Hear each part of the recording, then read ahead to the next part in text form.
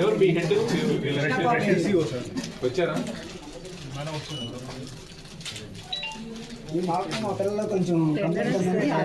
ఇప్పుడు మిల్లెట్స్ ఇచ్చారు, మిల్లెట్ పట్టి ఆపేశారు, ఇవ్వట్లేదా?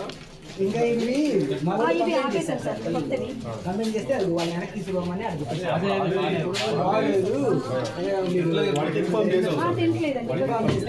బస్తాలు అలా 3 రోజులు ఎక్కువ మంది ఉండాలి. అంటే ఈ సంవత్సరం వెళ్ళిపోయారు సార్ 5+. టేక్ హోమ్ రేషన్ ఎంతమంది ఉన్నారు పిల్లలు? ఎంతమంది ఉన్నారు సార్? ఈ బాయ్స్ ఏమో 4, గర్ల్స్ ఏమేమి ఇచ్చారు ఇప్పటికి? Only eggs sir. బాలామృతం రాలేదా? రాలేదు సార్. ఈ రోజే మిల్క్ కూడా రాలేదు సార్. చెప్తారండి. కొన్ని ఇబ్బందులు ఉన్నాయి, వాటర్ ప్రాబ్లం ఉన్నాయని చెప్పి కొంతమంది గర్ల్స్ చెప్పారు.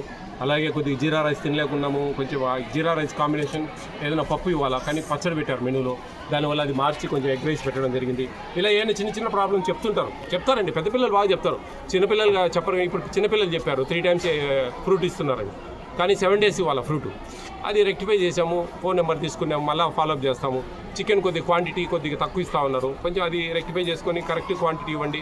ఎప్పుడైనా హై రేట్ ఉన్నప్పుడు కొద్దిగా తగ్గుతుంది, నార్మల్ అది అని చెప్పి చెప్పడం జరిగింది. ఓకే.